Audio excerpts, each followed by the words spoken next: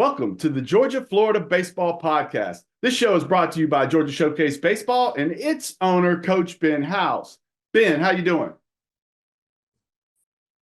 Doing good, Kevin. How are you? I'm great, man. I'm great. I'm your host, Kevin Perkins, and today we have a story for you. Our guest is a son of Atlanta who made his dreams come true, climbing from humble beginnings to the glories of Major League Baseball, and that would be enough for many people. But our guest, CJ Stewart, didn't stop at personal success. He's the founder and CEO of Diamond Directors, a highly successful baseball training organization. Again, that would be enough for a lot of people, but it was not for him, as his lead organization is changing lives in Atlanta's underserved communities through baseball and mentorship. CJ is a best-selling author and one of the driving forces in Atlanta's future. CJ, how are we doing today? It is a great day. I'm with y'all. So it has been looking forward to being able to have this conversation and dialogue. Great. Now, today we hope that CJ is going to tell us his path to where he is now and also tell us a little bit about where he hopes the future of Atlanta is through things like what he does in mentoring young men and how baseball influences some of those lessons. Okay? Sound good, CJ? Sounds good to me. Awesome. All right, we're going to do that after this. Georgia-Florida Baseball Show, brought to you by Coach Ben House with Kevin Perkins from Surrounded by Sports. And we are back. Ben, why was it important to you to get CJ on the show? Well, first of all, I'd like to give a big salute to CJ Stewart and all the accomplishments that he's done, in the Atlanta area, but more so where he was born and where he was raised. He's making a big impact on the community, not only through just baseball, but just changing kids' lives. And I've been following CJ for a couple of years on Instagram and just hearing his story, just people talking. And I've met CJ on a couple of occasions at different functions. And I've always wanted to just sit down and talk to him. And I had a chance to talk to him a couple of weeks ago. We had lunch together, and he kind of shared his story and some of the things that he's done in the community. And I just applaud him, man. And I look up to him, and I always tell him like he's like a big brother to me, because the things that he's doing in Atlanta, I'm trying to do it on the South Side. But I follow what he's doing in Atlanta, and I'm trying to bring it to Clayton County. And I just, I always give him his props, man, and give him his flowers, because I don't know if he's getting enough of it, but yeah. I just wanted to, I wanted to make sure that he got on here to just let the world know what he's doing. And also just, man, this is something that I feel like is important to our show. 100%. And hopefully the kids that you're working with watch this and get inspiration from a guy like CJ, because that's the point. We want to get into mentorship and people that inspired CJ as we go through this. CJ, tell us a little bit about how you went from where you were born and raised to the Chicago Cubs and why baseball was important. Yeah, well, first, Ben, hey man, thank you so much just for those words. And there are some very lonely and challenging days, and then it's people like you that I can look to. I mean, that always get positive affirmation. And then just even with the outstanding work that you've done with your brand, sometimes people don't say the full showcase baseball, but the word showcase. Now, everybody knows when you hear showcase, you're thinking about Ben House, you're thinking about the blue and the gold. And so y'all have done a phenomenal job with branding. And that lunch too, I turned you on to that sweet Auburn tea. We got to get back over there again so we get some of that. I got to get back over there. Yes, sir. Yes, sir. It was good stuff. So I was born in 1976 here in Atlanta, in the Bankhead Zone 1 community. I'm a Grady baby, and so even mentioning a hospital really zones things in on who a person is. And so if you were born in Grady Hospital during the time in 1976 when I was, that meant two things. That meant you were Black and you were poor. My mom had me at 16. My dad was 25.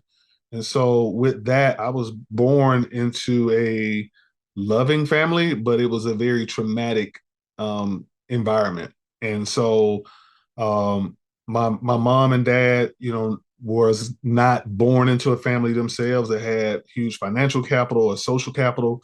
There was a lot of love, but love and prayer here on earth is not always enough. And so as I was moving throughout my life, there was a lot of barriers and constraints just because of the high level of education that my parents did not receive, nor any others in my family, as far as my grandparents and so on and so forth. And so there were some limitations on me. Um, I remember in 1984, though, that was such a pivotal year. I was 8 years old, and like most summers, I would go to my grandmother's, my grandma and granddad's house. My grandmother Elizabeth Dunn and my grandfather Horace Dunn. I would go to their house, and it would be hot, and I knew I had to be outside playing a lot, which was not tough for me because I was very energetic. And but there were moments where I could go inside the house and watch Chicago Cubs baseball games with my granddad. And so we would be sitting there. We didn't really talk about the game at all. He was just sitting there he would lay on the bed and I would be at the foot of the bed looking up this big, huge dresser. He had the small television on it. And then to the right was a air conditioner unit that was just blowing out the coldest air ever. And it was real loud. I remember all of those things. And then when I was done watching the games, I would go outside and I would find a stick, a real good stick, and then some rocks. I would throw them up in the air. And if I hit it that far that way, for me, it was a home run at Wrigley Field. And then I would work on my pitching. So I would find a tree, get some rocks, acorns, whatever it is, and throw. If I hit a certain part of the tree, that was a strike.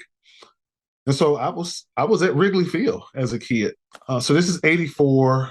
The Cubs won the NL East that year. I would also watch the Braves games with my grandma at night. The Braves weren't very good, so I didn't really follow them. And then also in 84, Michael Jordan was drafted by the Bulls. Run DMC came out. Jesse Jackson ran for president. So I'm starting to see this swelling up of Black excellence.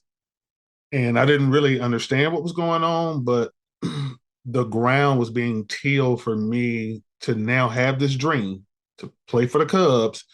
And it was amazing. So I get on Cascade Youth Organization Braves, CYO Braves in Southwest Atlanta, which was important because I was born and raised in Northwest Atlanta, which was pretty much Black and poor, but Southwest Atlanta was Black and middle class.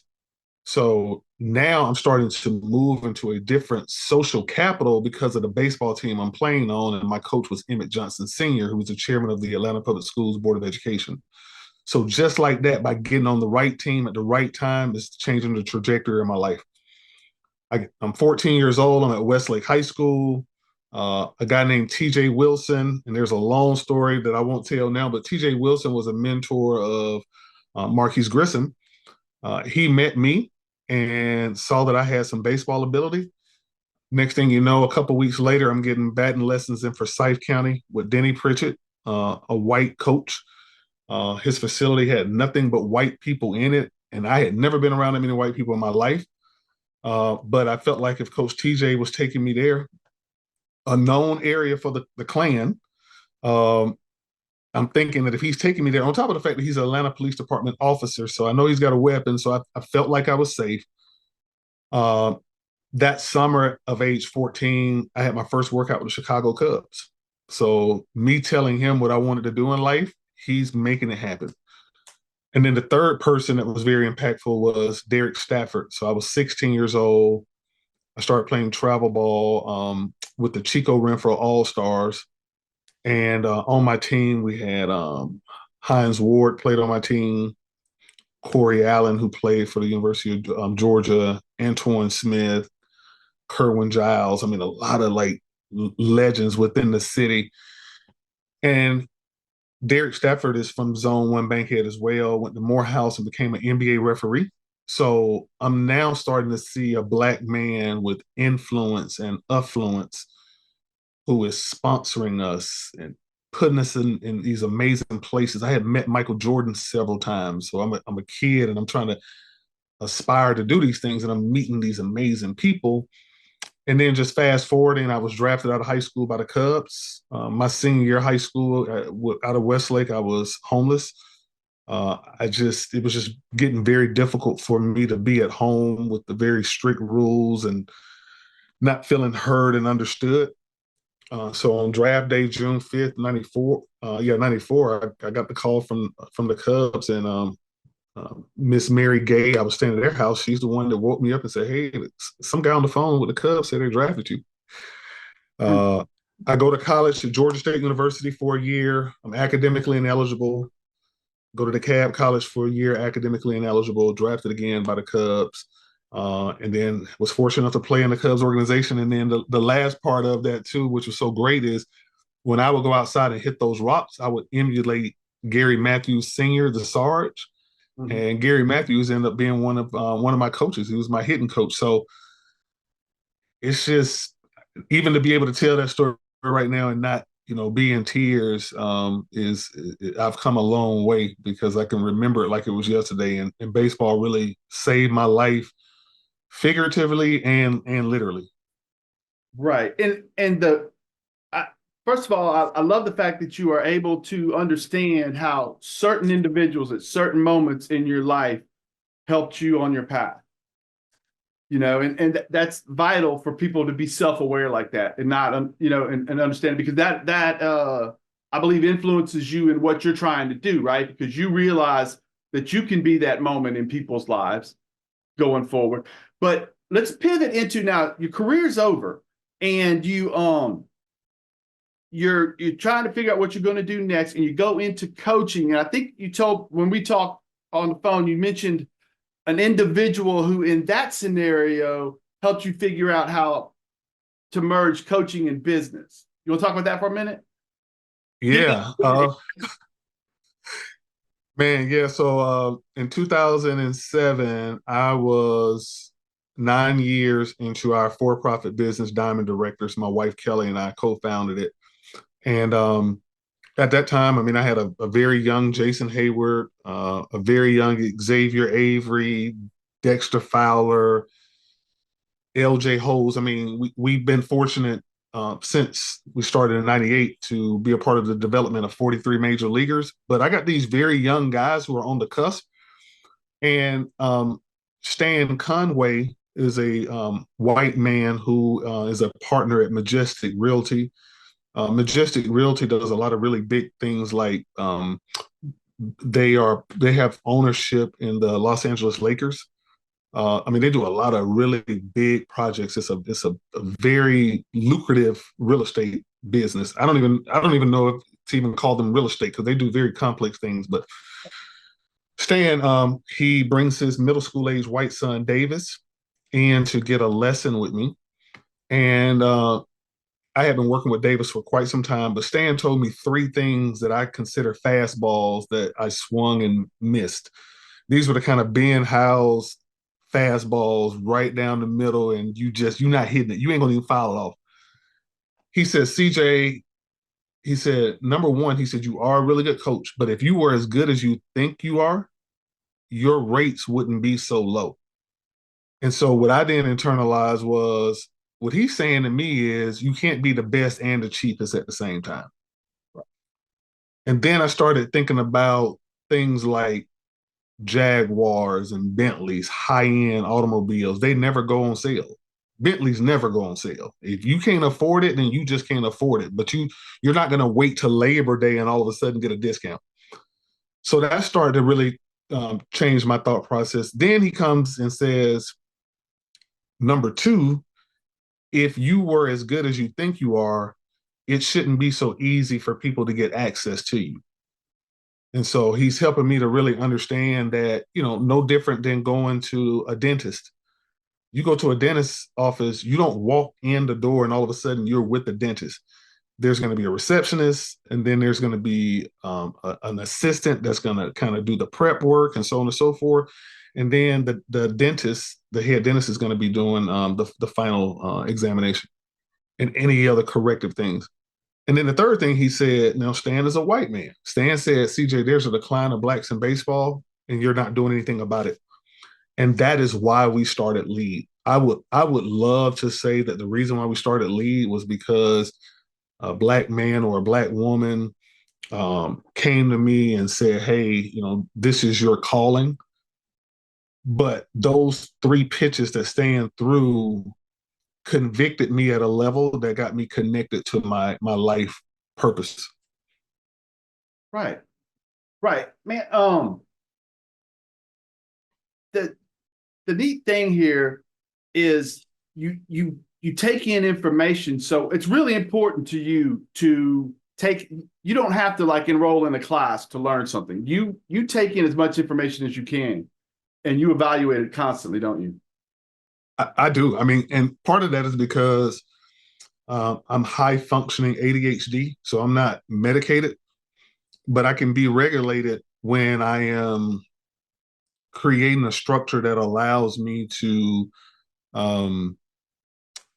be impactful. And so, things like one of the things I've been doing for well over 15 years is writing down one thing that I've learned. I can look back over the last 15 years on a particular day. So, even with today's date, I can look back. What was I thinking about? What was I worrying about? What was I dreaming about? I can see growth.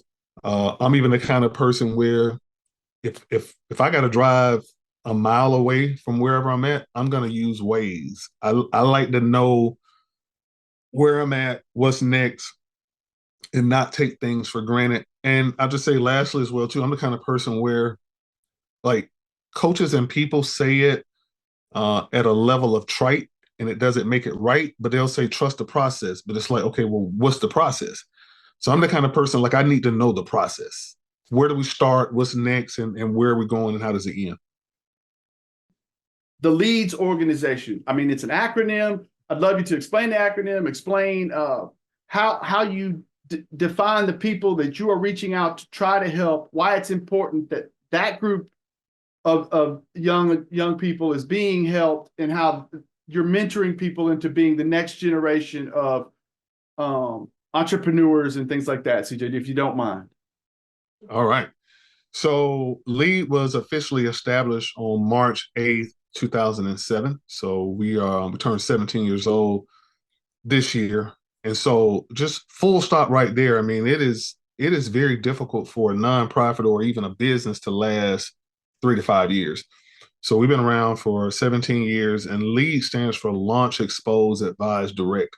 So that acronym having a meaning in itself is our marching orders and our mission, because everything we're doing is launching, exposing, it's advising, it's directing. Because not only are we serving families, but even for me, being a part of this podcast and knowing Ben is all about me being launched, me being exposed, me being advised, me being directed as well. And so our mission is to empower an at-risk generation to lead and transform their city of Atlanta by using the sport of baseball for boys and tennis for girls to help them overcome 3 curveballs that threaten their success, which is crime, poverty, and racism.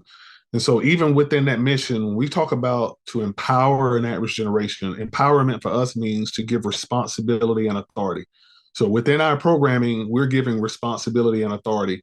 On our highest level of participants, of our ambassadors, what that looks like is we actually have games where coaches don't even get on the field. They make their own lineups. There's no first base. There's no third base coach. We've been putting in all this work on the field. So we're empowering you, giving you responsibility and authority to succeed and fail and learn, and not use us as coaches as excuses for your failure. Also, too, that empowerment looks like having our program participants go as proxies for Kelly and I to galas within the city. So we'll have 3 to 5 of our boys that go to galas and are in there with dignitaries, including Ambassador Andrew Young, Mayor Dickens, Governor Kemp, and we'll give them a shot list. All right, so here are 5 people that I need you to go and meet and take a selfie with, send it to me, and that lets me know that you understand what you're supposed to be doing. And when we talk about at risk, so we're empowering an at risk generation to lead and transform the city of Atlanta. They're at risk of crime, poverty, and racism. So here in Atlanta, if you're born into poverty, you have a 4% chance of making it out. Atlanta is number one for income equality based on race. And so that's in America. And then America is number one among the G7 advanced countries, including Italy, France, the European Union, Canada. We're number one for income inequality. So when you think about the inner city of Atlanta, where I was born and raised, it is a very difficult place to live if you're Black and poor. And we believe that racism causes crime, and we believe that racism causes poverty, and poverty causes crime. So with that being said, we're scouting out Black boys and Black girls for tennis, Black boys for baseball, that are underperforming in grades, attendance, and behavior. And we're helping them to overcome crime, poverty, and racism, helping them understand, even from a cultural literacy standpoint, when we do our cultural literacy training through what we call Know Your Truth, which is educating our youth on the people, places, and things that aren't discussed in the K-12 curriculum, helping them understand what redlining is, helping them understand that from a housing standpoint, Black people have been denied for decades of being able to own homes, and your wealth is tied into your ability to own a home. Well, if there's state sanctioned policies that say you don't own a home because you're Black, even when we look at things like the GI Bill, as a result of World War II, then now you have white soldiers that are now able to get a home with no money down, be able to get a college education for no money, and then also to be able to get a loan to be able to start a business. Well, if that is happening, but Black people can't get it, and that's being done for decades, well, yeah, there's going to be a wealth gap. So we're able to educate that. And what we're saying when it comes down to race, and we're speaking with white people, we're saying, hey, it's not your fault, but it is your fight. And so as we have these allies, because it's not just Black people that are helping us empower our boys, but it's also white people as well. Right. Now, Ben, when you hear what he's saying, the community you're specifically working out of, these kids you're working with are the kind of kids that hopefully here and there can pivot into a program like CJ's. What does that mean to you? It means a lot because, a lot of the kids that are in my program are from single households. A lot of them don't have moms and dads that are, that are in the house. So with a program like CJ's and being able to be able to feed into something like that, it means a lot. We are actually trying to pivot off of CJ to do some of the things that he's doing in his community by bringing it here in Clayton County.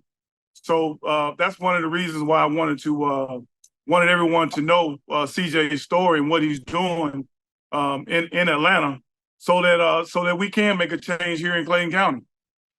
Right. Now, CJ, you do have some corporate sponsorship. I believe Adidas has come in and helped. MLB comes in. You work closely with the Braves. All those things. Is that right?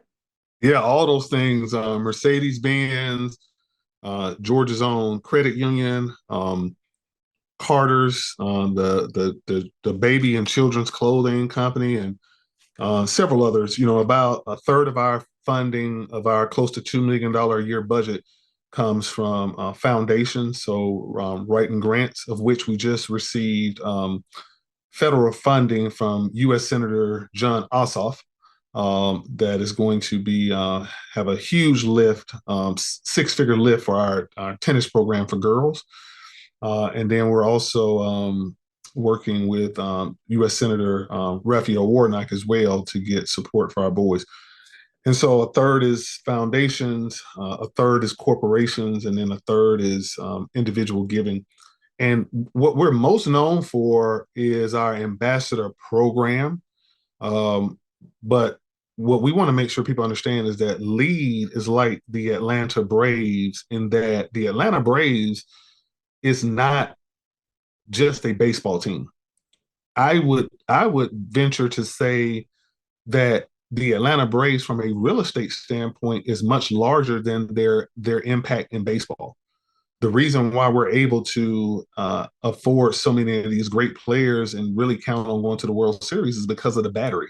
So by them getting into that real estate game, they aren't just limited as a baseball team. So same thing with Lead. Lead is a methodology. Our ambassador program is a program, just like the Braves have the Rome team, Mississippi, and all of their minor leagues. What we're excited about doing with Ben, and as we're finalizing our certification process, is making sure that there's a full understanding of our operating system, so that Lead is not only in Clayton County, but in all parts of the world, and not just with baseball. So we have a list of organizations that are excited about partnering with us, as far as Canada. Also, there's a cycling organization, soccer, baseball and tennis is our bread and butter. But the reason why Showcase is so important and is so awesome is because of the technical things that are taught, but it's the tactical stuff as well. So most times there's too much emphasis put on the technical part of throwing this pitch and hitting this ball. But tactically, how do we prepare a black boy to throw this pitch and hit this ball when there are 50 white scouts that are out there, and he's wrestling in his mind with, if I walk another batter, are these scouts going to walk away? And is it racial, or is it just so the training that we're going to be able to do is going to be able to amplify things that Showcase is doing, is already doing and doing well, because you cannot have fun without funding. If you just can't have it. If you don't have the funding, it's going to be very difficult to have fun. You know, the first time I heard that quote was Greg Godwin. Good one. Yeah, we heard that. Yeah. Good one. Hey, okay, let's do this. We're going to take a quick break, get a commercial in, and then we're going to come right back and we're going to wrap. I want to talk to you a little bit about something.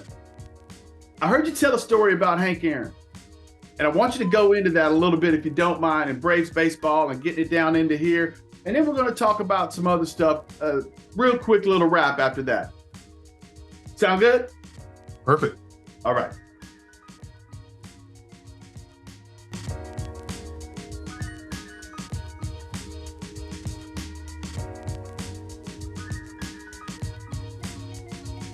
Apologies.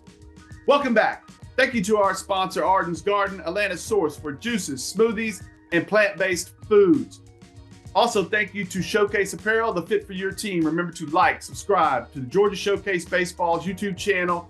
Comment. If you comment, you have the chance to win a t-shirt designed by you and Coach Ben House, his Showcase Apparel company, for your whatever organization you represent, or for yourself personally, and all that, more on that after this is over. I announce winners and all that.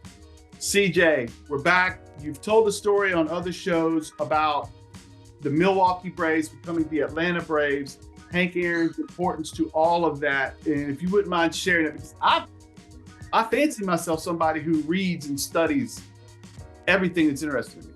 And I had never heard that, and it overwhelmed me, if you don't mind. Yeah, so our mayor, during the time as the Braves were being courted to come from Milwaukee to Atlanta, was Mayor Ivan Allen. And he was a great leader from what I understand, but was not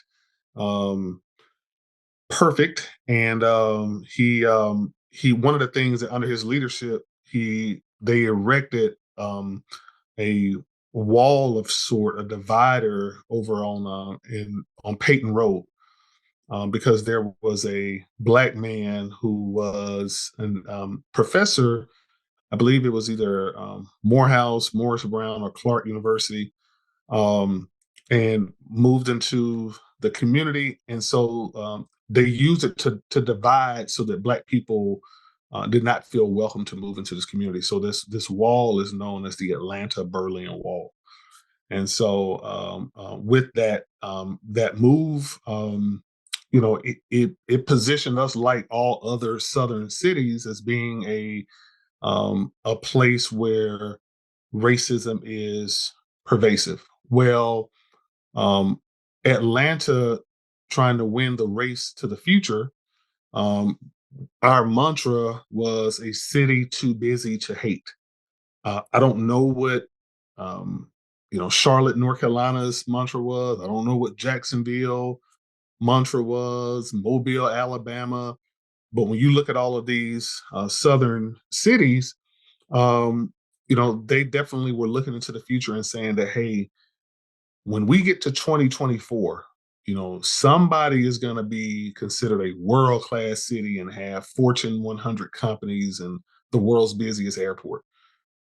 Well, what Atlanta did to help prove that we were a city too busy to hate was Mayor Ivan Allen sought out Bill Bartholomew, who, before his recent passing, I had developed a relationship with him. Bill Bartholomew, along with 399 other white men, which is called the Braves 400. We actually still have the Braves 400 Club. These white men was a consortium that went to Milwaukee to purchase the Atlanta Braves, to ultimately help prove that we were a city too busy to hate. The reason why that is proof is because during this time, Jim Crow laws prevented Black people and white people from being together. So you're talking about the separation of whites only water fountain, colored water fountains, things that many people today couldn't even imagine. But this stuff was alive and well.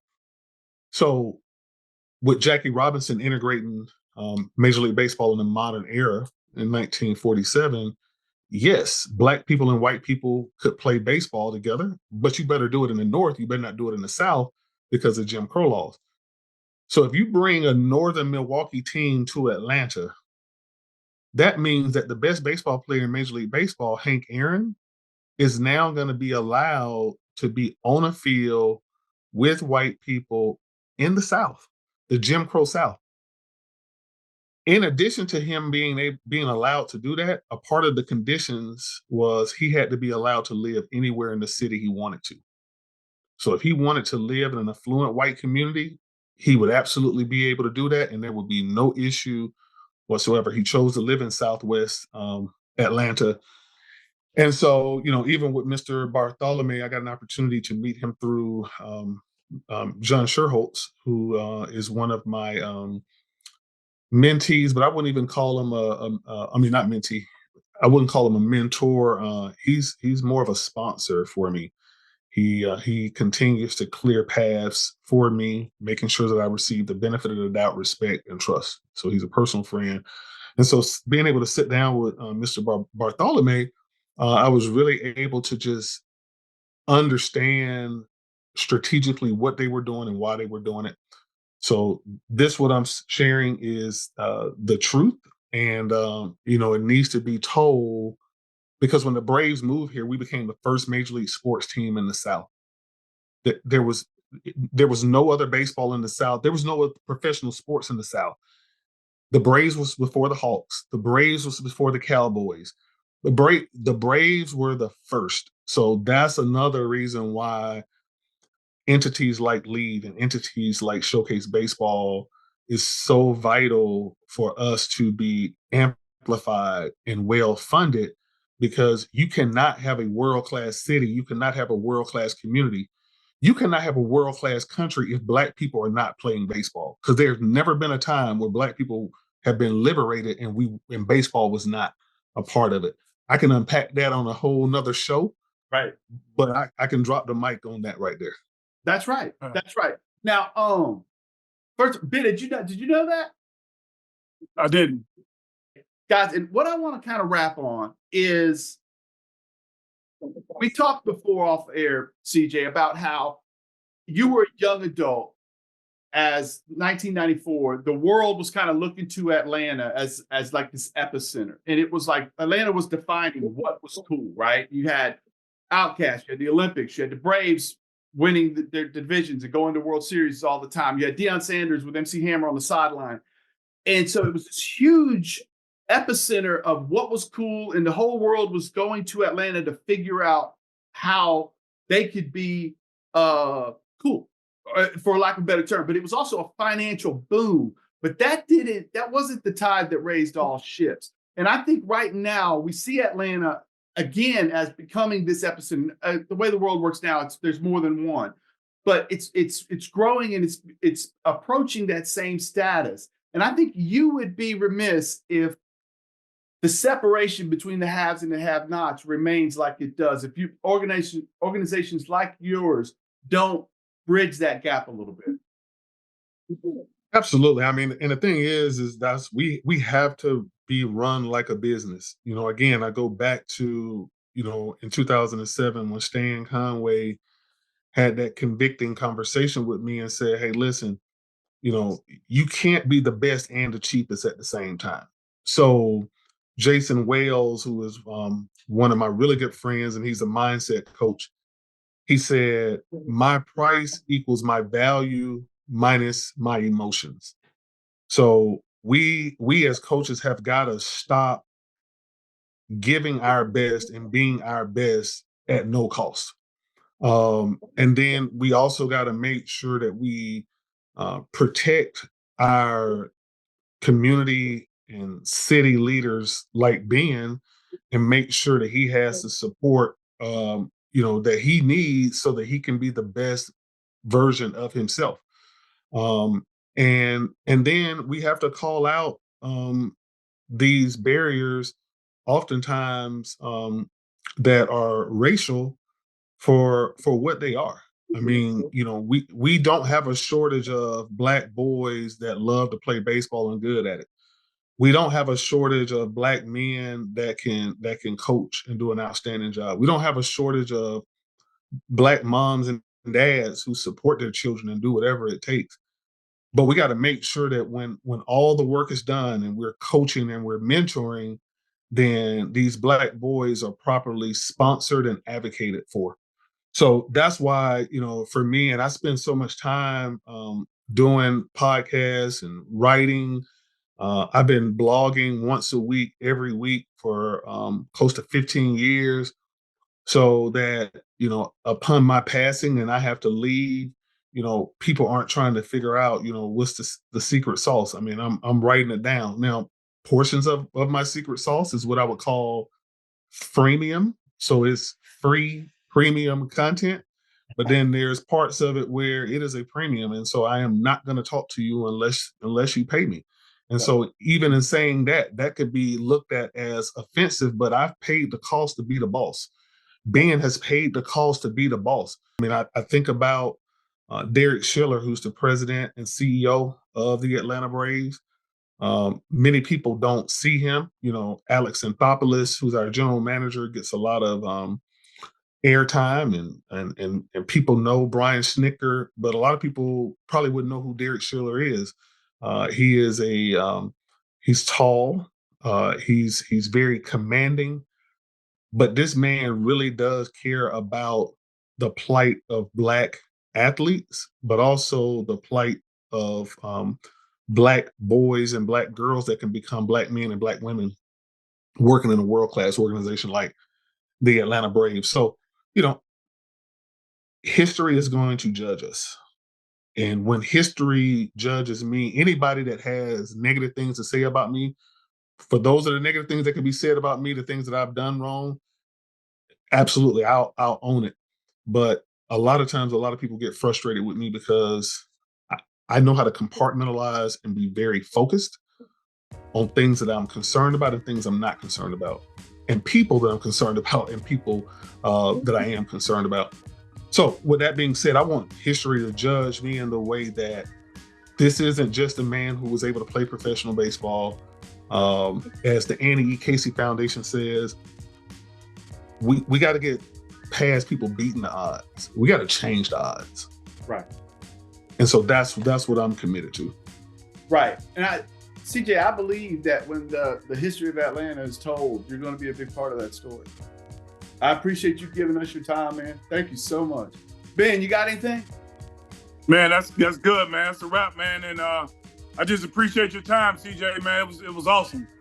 Yeah. Thank you so much. Likewise. Appreciate you folks for watching. I'll tell you who gets the t-shirt in just a second. Thank you. Awesome, bro. Awesome. Appreciate you now.